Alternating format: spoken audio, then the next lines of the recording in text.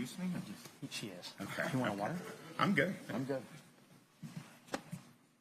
I am honored and thrilled to present our great governor of the state of Florida, Ron DeSantis. All right.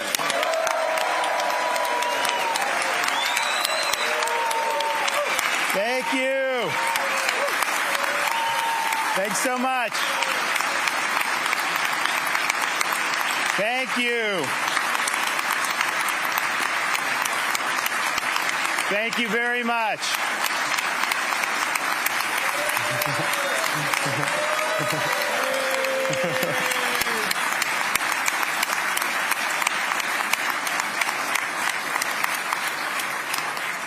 Mr. Speaker, Madam President, members of the legislature, and fellow citizens, my duty under the Constitution is to inform the legislature concerning the condition of the state and to recommend measures in the public interest. Well, as we used to do in the military, here's the bluff, the bottom line up front. Florida is #1, and working together, we will ensure that Florida remains the #1 state in these United States.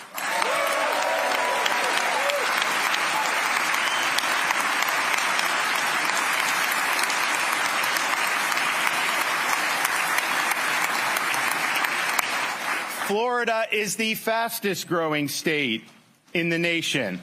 We rank #1 for net in-migration. We rank #1 in the nation for new business formations. We are #1 in economic growth amongst large states. Florida has more people employed today than before the pandemic. Our unemployment rate is one of the lowest on record, and it is significantly lower than the national average. And of course, as many of you know in this room, the last 2 years, we've seen the largest budget surpluses in the history of the state of Florida.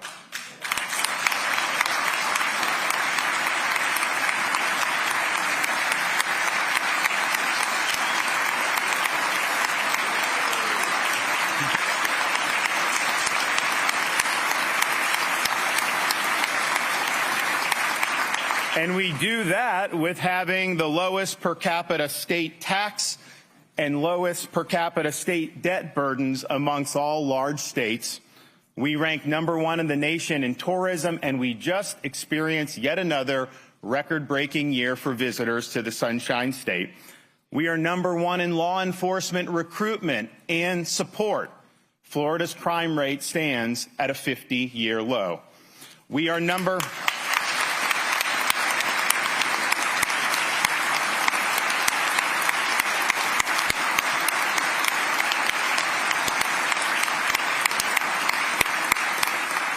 We rank #1 in the nation for education freedom.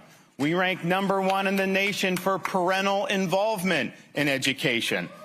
We rank #1 in 4th grade reading and math amongst all large states, and we have the #1 public higher education system in the country.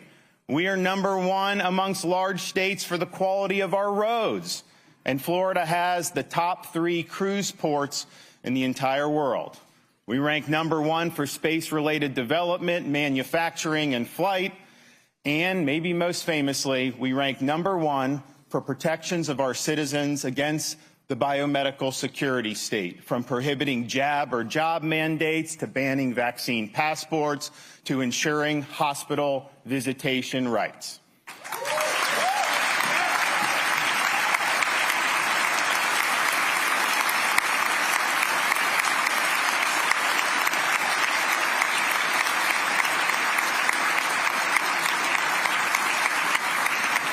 We defied the experts. We bucked the elites. We ignored the chatter. We did it our way, the Florida way. And the result is that we are the #1 destination for our fellow Americans who are looking for a better life.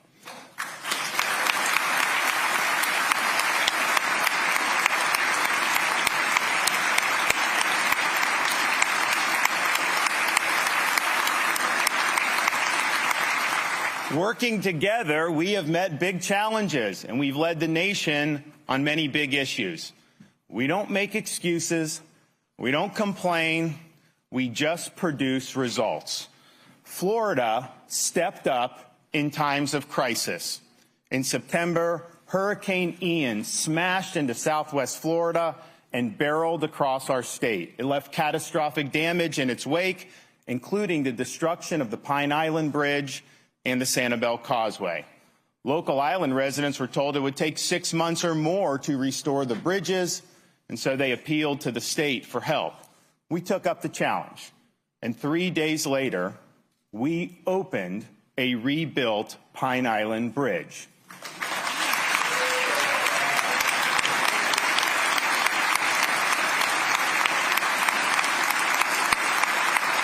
And 2 weeks after that, we were able to reopen the Sanibel Causeway after it had been severed in 3 locations.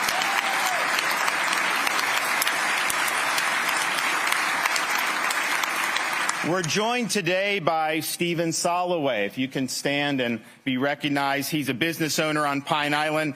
In the immediate aftermath of the storm, he was helping residents by boat bring supplies for people that were in need. He has said that the reopening of the bridge was a godsend for the folks on Pine Island. They are coming back, and God bless you, sir.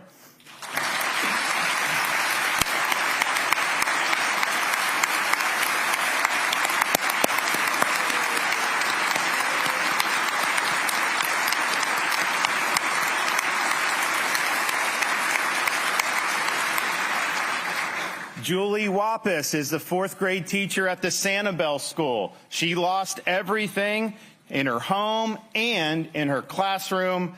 They had to have the school take place on the mainland, but because of the rebuilt causeway, a faster recovery has been facilitated, and the school is now back open on Sanibel Island. Thank you for your service.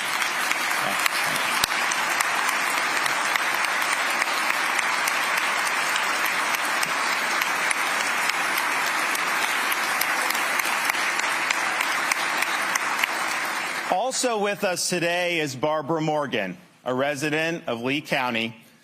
She was displaced from her home, very bad damage, and she was trying to get a temporary trailer from FEMA. Well, they weren't moving fast enough, so the state of Florida, in a first-of-its-kind program in the nation, stepped up to the plate, created our own program for travel trailers, and we were delighted to be able to get Barbara in a trailer on her own property as she works to rehab her home. Thank you for being here, and God bless you.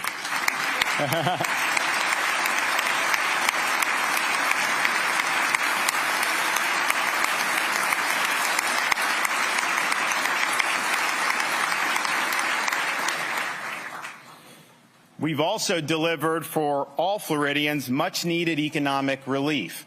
Due to the excessive spending and printing of money by the federal government, Americans are living through the worst period of sustained inflation in decades.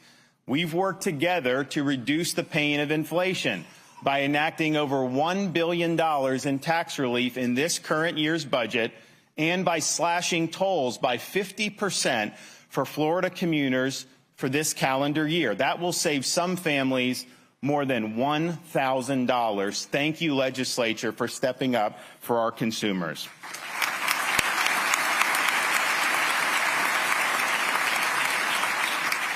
Florida is proud to stand for law and order. We are tough on crime, and we support the men and women of law enforcement. And we have made it very clear to prosecutors who believe they can disregard the law. You will be held accountable.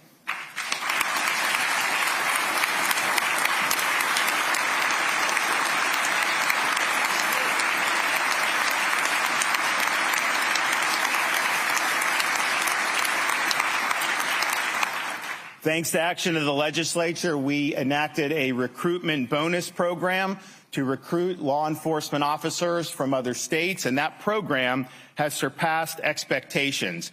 Joining us today is Officer Mercedes Phillips from the Cape Coral Police Department. She was able to take advantage of this program, received a $5,000 signing bonus this summer, leaving Montgomery County, Maryland, now working in Cape Coral. And guess what? She got here just in time for the hurricane. but she wouldn't trade what she's done, and she's made a great move. So thank you for your service, and we're happy to have you in Florida.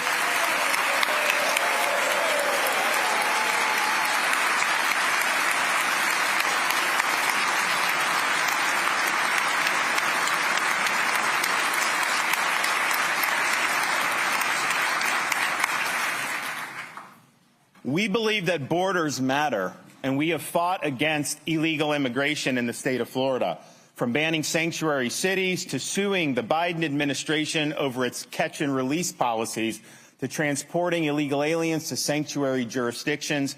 We have put Floridians first, and we will continue to do that. We've also provided robust support for K-12 education. We have enacted record increases in teacher salaries. We've expanded school choice, and we have protected the rights of parents. Joining us here today is Takesha Barrow, a fifth-grade teacher from Renaissance Charter School in Wellington and a U.S. Army veteran. She had to leave the teaching profession for a time being. Part of the reason she came back is because we were increasing salaries, and so she's brought her U.S. Army experience back into the classroom. So thank you for what you do every day for our students. God bless.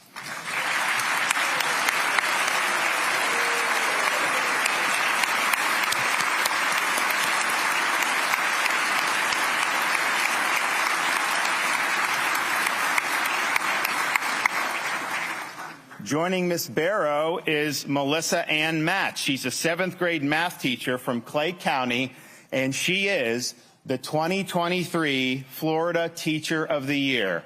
Thank you for what you're doing.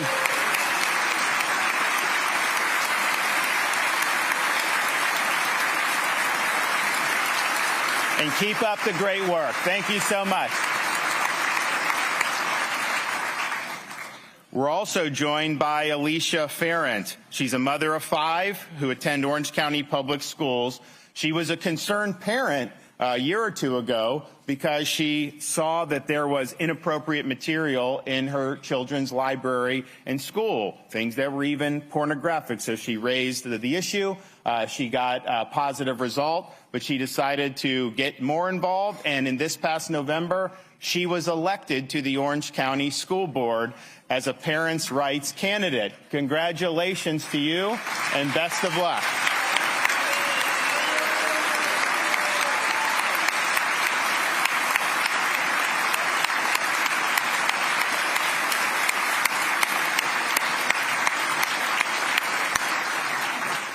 We believe in workforce education, and we've expanded opportunities for Floridians to obtain certifications and credentials.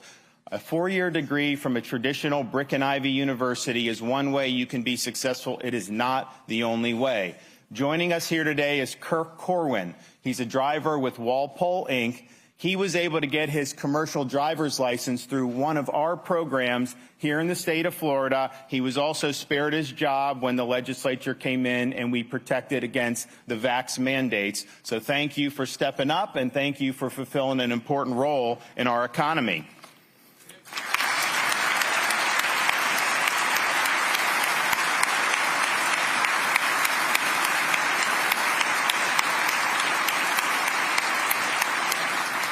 Four years ago, the state was producing about 600 truck drivers a year. Now, through all of our initiatives over the last 4 years, we're capable of producing 3,500 truck drivers each and every year. You want to talk about supply chain, you want to talk about making sure our economy runs. These guys are really important for that.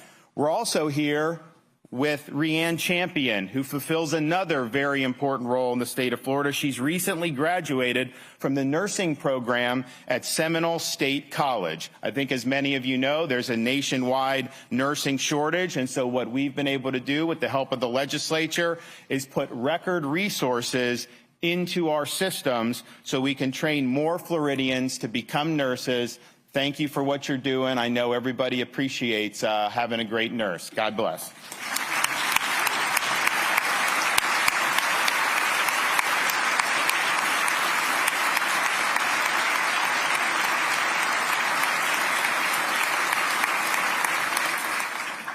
Florida has provided the strongest protections for medical freedom during the coronavirus pandemic of any state in the country. We have prohibited COVID shot mandates in schools. We have banned vaccine passports, and we have protected Floridians from losing their jobs due to their personal decision about whether to take or not take the COVID jab. We're joined here by Dr. Tim Boyette. He's a radiologist, and his job at a hospital in the Panhandle was saved due to the actions of the legislature to provide protections for all Floridians. No Floridian should have to choose between a job they need and a shot they don't want. Thank you, Doctor, for standing strong.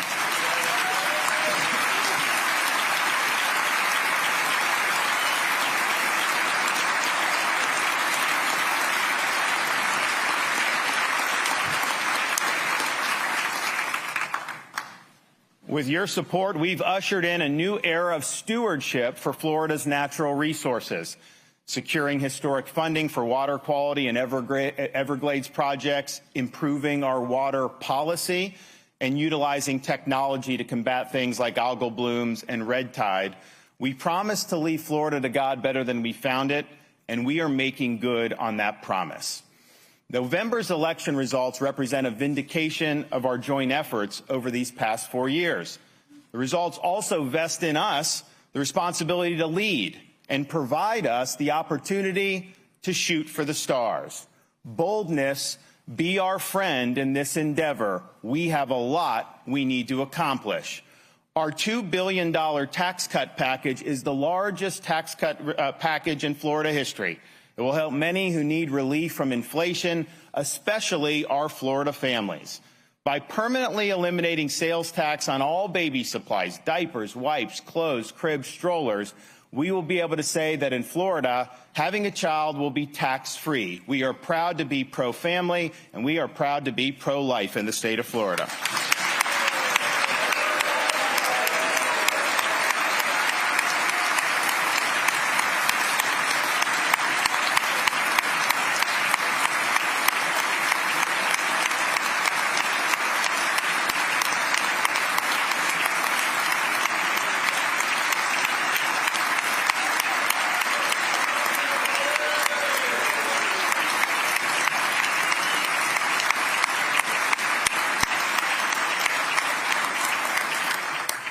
Floridians are also harmed by inflation when it comes to the prices of prescription drugs, especially due to pharmacy middlemen.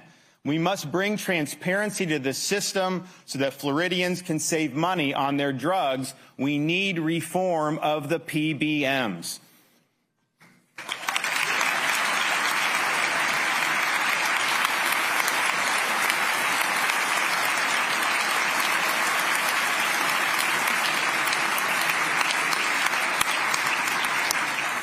While our economy has consistently outperformed the nation as a whole, Florida's lawsuit-happy legal climate is still holding us back. The legal system should be centered on achieving justice, not lining the pockets of lawyers.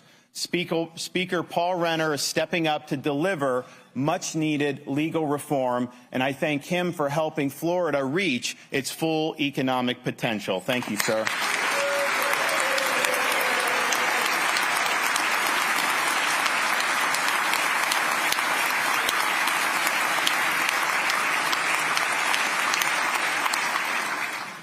Our state is growing. Americans are voting with their feet, and we need to ensure that we're getting ahead of the population expansion by accelerating infrastructure projects. Our Moving Florida Forward infrastructure initiative will expedite 20 major interstate and roadway projects over the next 4 years. This will allow these projects to be completed a decade ahead of schedule, and just think of how much time that will save Floridians from having to sit in the awful traffic that they sometimes have to do. We also need to ensure that our supply of housing is adequate to meet the needs of those in our workforce. Workers who make our economy tick should be able to find a place to live that's affordable in their general area of their jobs. And I want to thank President Kathleen Passidomo for tackling this issue head on, and I look forward to working with her to deliver big results.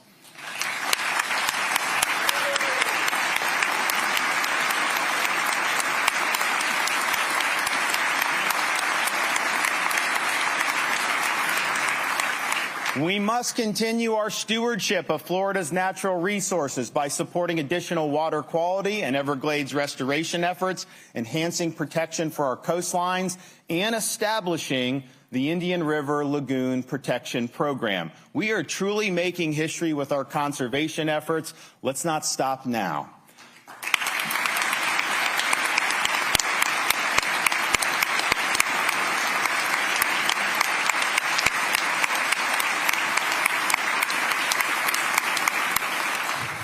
We have rejected the biomedical security state in Florida and have provided protections for Floridians against unwanted medical interventions, but those protections are set to expire in July. It's important that we make all of these protections permanent. Protection from medical authoritarianism should not have an expiration date in the free state of Florida.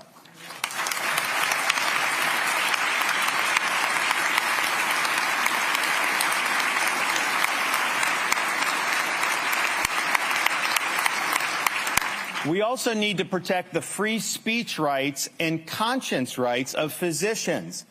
The medical establishment whiffed an awful lot during COVID, and physicians who follow the evidence should not be penalized simply because they buck a stale consensus. We must continue our momentum with K-12 education by increasing teacher salaries, enacting a teacher's Bill of Rights, providing paycheck protection for teachers, expanding school choice, and fortifying parents' rights. Our schools must deliver a good education, not a political indoctrination.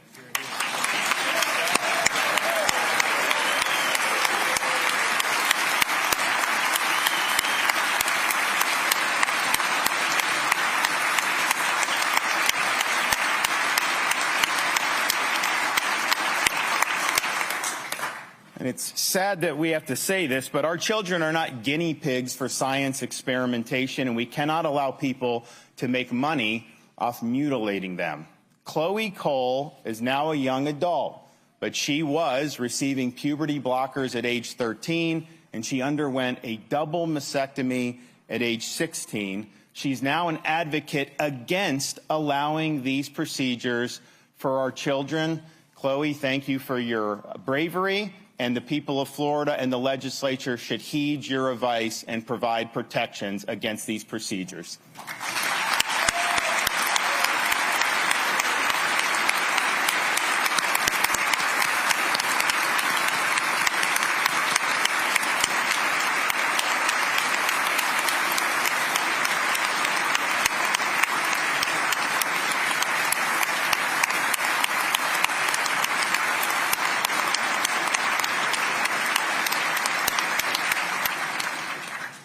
The massive amount of fentanyl being trafficked across the southern border has devastated families across our nation. Kim Kelly from Jacksonville is joining us. She recently lost her son Palmer to fentanyl poisoning, but she is sharing Palmer's story because she wants to see additional accountability. Thank you for your bravery, and we're so sorry for your loss.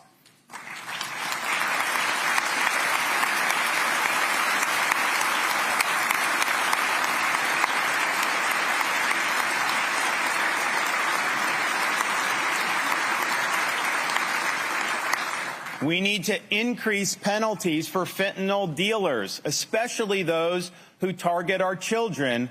And to do that, we must treat them like the murderers that they are.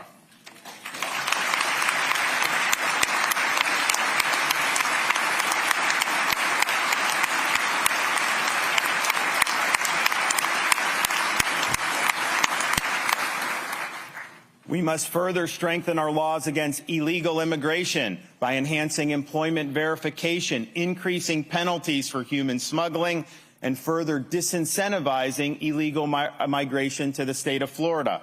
Florida is not a sanctuary state, and we will uphold the rule of law.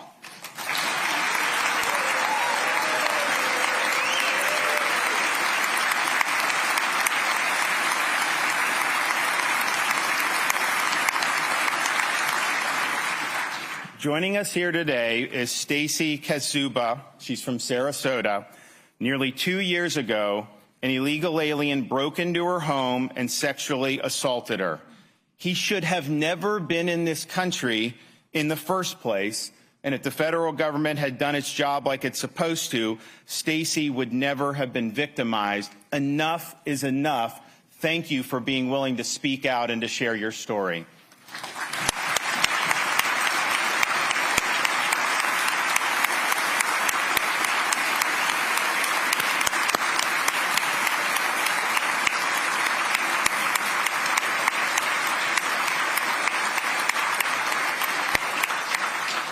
We also need to ensure that our bail system is conducive to public safety. Dangerous criminals should not simply be put back on the street like we see what happens in states that have gone so far as to abolish cash bail entirely. Police officers should not have to repeatedly risk his life to apprehend the same criminal over and over again. We also understand that part of fighting crime is to protect Floridians' right to defend themselves. A constitutional right should not require a permission slip from the government. It is time we join 25 other states to enact constitutional carry in the state of Florida.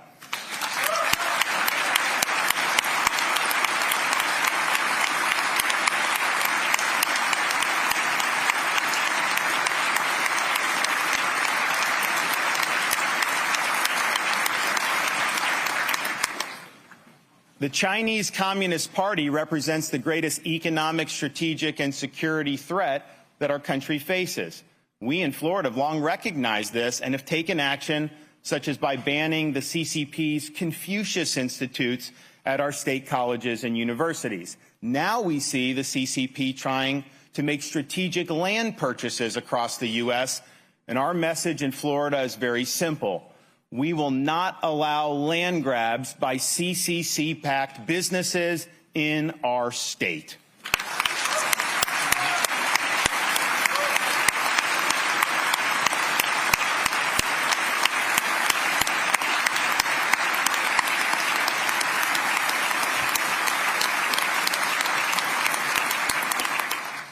I am happy to be joined here by our First Lady, my wife, Casey. We got Mason on the lap. There he is, sitting there. Over the past, I was here last year saying we would be able to announce that she was cancer-free, and I can tell you she is cancer-free, and she is doing better than ever.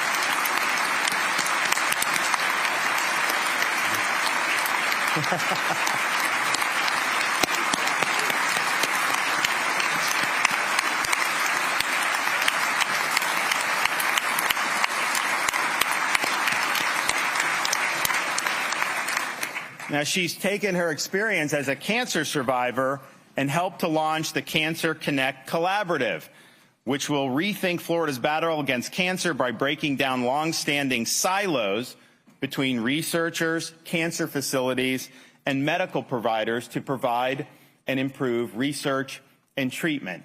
And I want to thank her for taking her experience, as difficult it was, and applying it in ways that are going to help people battle cancer. Thank you so much.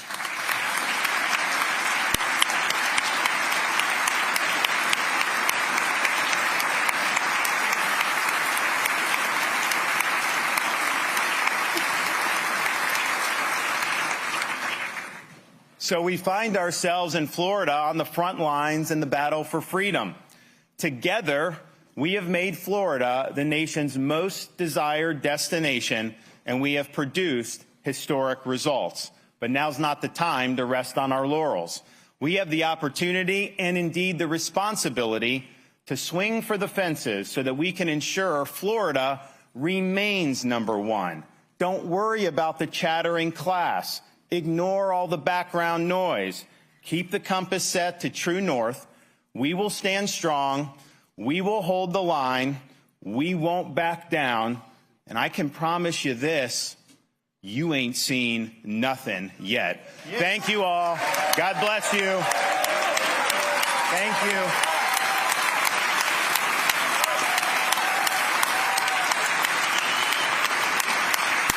I tried to make that shorter than the others. I think I did. That was short. Yeah, I just wanted to be short. Thanks, buddy. Yeah.